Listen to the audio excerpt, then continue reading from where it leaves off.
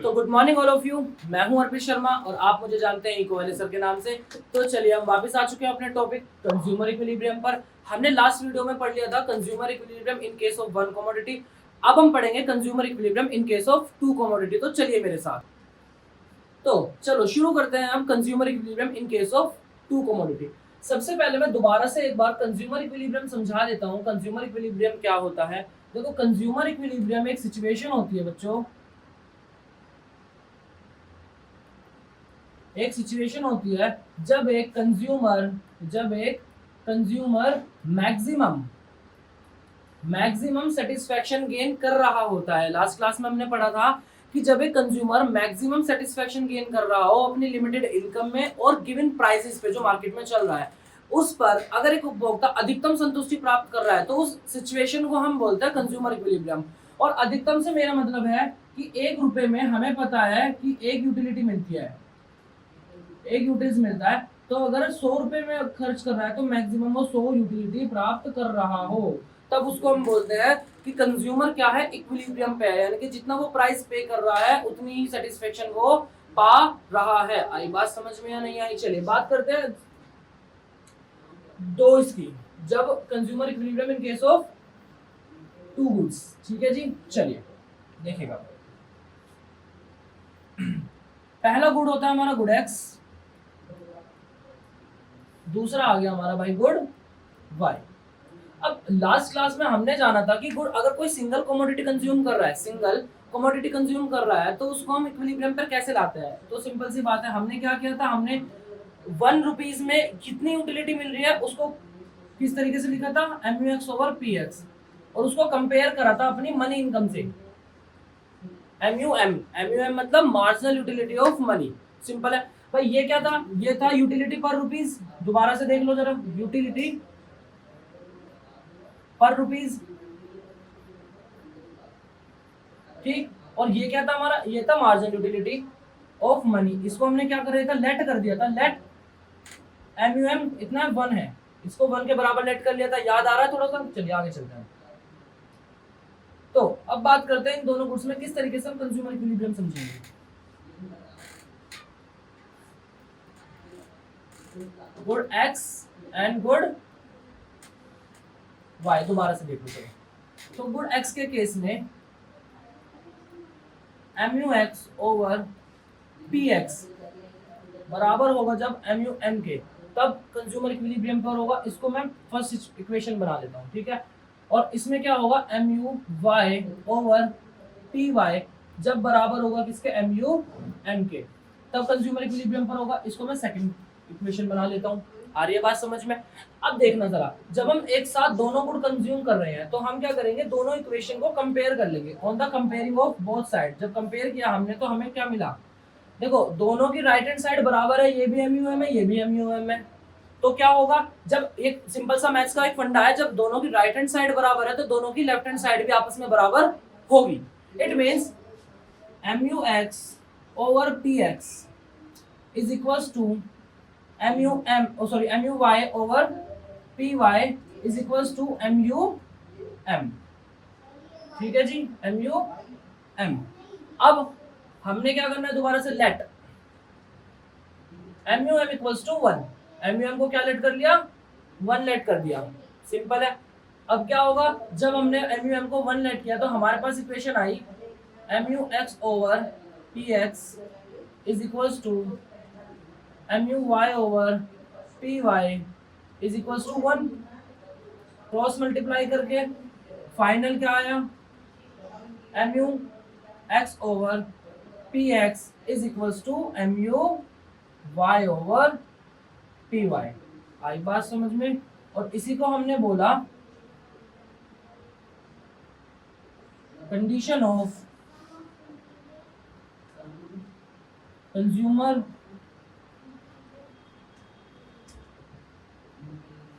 Equilibrium. Condition of consumer equilibrium. आई बात समझ में या नहीं आई?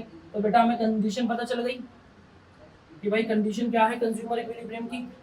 अगर MUX ओवर PX बराबर होगा MUY ओवर PY की, यानी कि यूटिलिटी पर rupees in case of good X जब बराबर होगी यूटिलिटी पर rupees in case of good Y, तो हम उस सिचुएशन को कहेंगे हाँ एक कंज्यूमर क्या है, इक्विलिब्रियम पर है, संतुलित है, जब वो दो वस्तु कंज्यूम कर रहा है। सिंपल सी बात है। चलिए आगे चलते हैं दूसरी बेटा।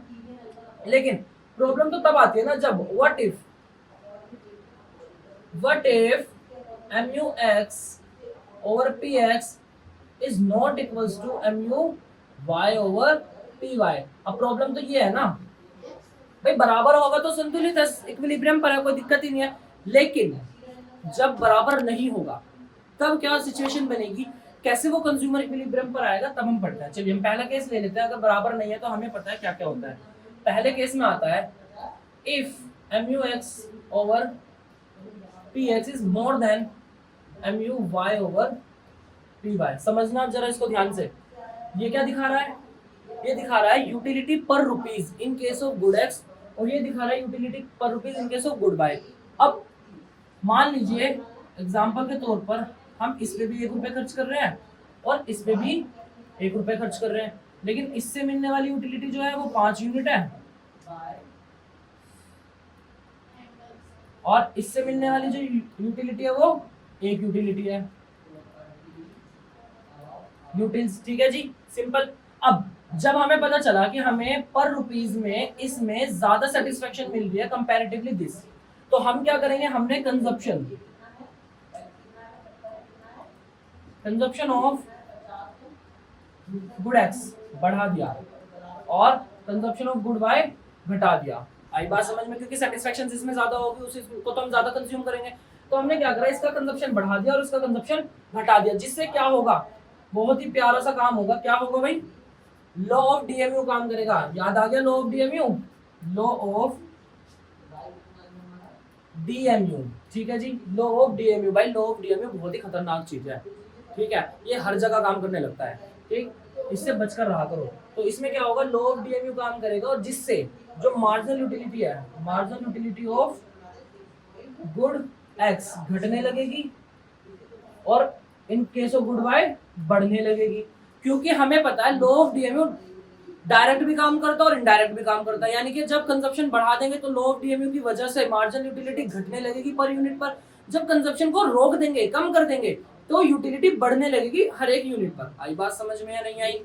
चलिए, तो ये प्रोसेस तब तक होता रहेगा जब तक, भाई कब तक होता रहेगा, जब तक ये दोनों आपस में इक्वल ना हो जाए। ठीक है जी, और जैसे ही ये इक्वल होंगे तो क्या होगा, जैसे ही ये इक्वल हुए तो उपभोक्ता संतुलित हो गया। सिंपल, कंज्यूमर क्या है, इक्विलिब्रियम पर आ गया। इसी तरीके से बेटा आप देखेंगे जरा कि अगर MUX over PX क्या है, लेस देन है MUY over PY के, इसमें उल्टा हो जाएगा। क्या भाई, इसमें ज्यादा यूटिलिटी मिल रही है और इसमें कम यूटिलिटी मिल रही है, इसका कंजप्शन बढ़ा देंगे, इसका कंजप्शन घटा देंगे। लॉ ऑफ DMU की वजह से इसकी मार्जिनल यूटिलिटी घटनी शुरू हो जाएगी और उसकी मार्जिनल यूटिलिटी बढ़नी शुरू हो जाएगी। कब तक बढ़ेगी, जब तक ये आपस में दोबारा से इक्वल ना हो जाए। आई बात समझ में या नहीं आई? बेटा इस क्वेश्चन को अटेम्प्ट कैसे करना है, लिखना कैसे है, पेपर में किस तरीके से लिखेंगे, सारी की सारी चीजें जो डिस्क्रिप्शन में लिंक होगा आप वहां से खोलकर देख लेना। ठीक है, आगे चलिए भाई। अब गुड्स कितने हैं, 2। गुड्स कितने हैं, 2। कंडीशन कितनी होगी, 2। एक कंडीशन हम पढ़ चुके हैं, अब कंडीशन, सेकंड कंडीशन की बात करते हैं।